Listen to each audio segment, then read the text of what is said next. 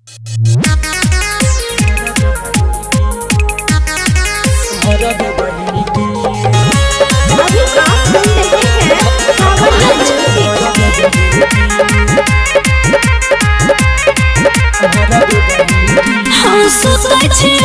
अकेले रे phone number हम ले ले रे। अरे बाबा ले ले सोते छे हम अकेले रे फोन नंबर हम ले ले रे। चले चुकथी मन में तोरा आफत के बीच पड़े बही की। चले चुकथी मन में तोरा आफत के बीच पड़े बही की। रात में कांड करबे बही की। रात में कांड करबे बही की। छौरी घर में बोला के मरबे बही की। हमरा घर में बोला के मरबे बही की।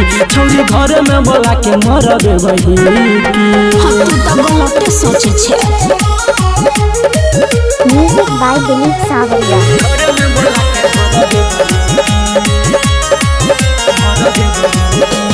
परबो ने तोरा फेरा में छौरी लागैया हमारा डर गे।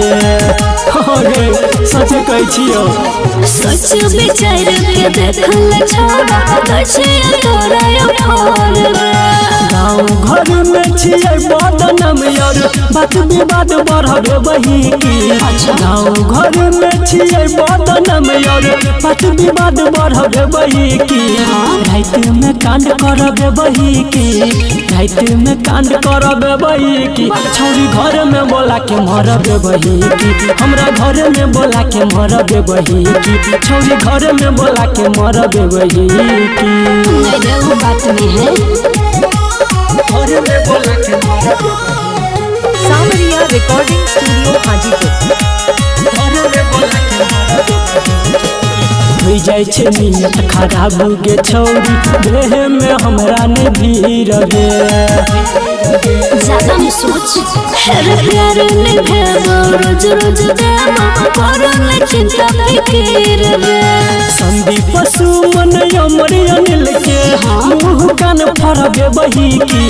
संदीप सुमन अमर अनिल के मुँह कान फरबे बही की। रात में कांड करबे बही की। रात में कांड करबे बही की। छौरी घर में बोला के मरबे बही की।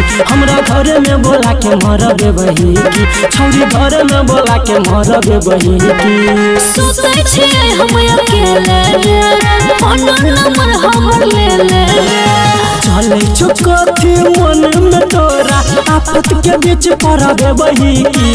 चले चुकथी मन में तोरा आफत के बीच पड़े बही की। रात में कांड करबे बही की। रात में कांड करबे बही की। छौरी घर में बोला के मरबे बही की। हमरा घर में बोला के मरबे बही की। छौरी घर में बोला के मरबे बही की। है ना नहीं सोच।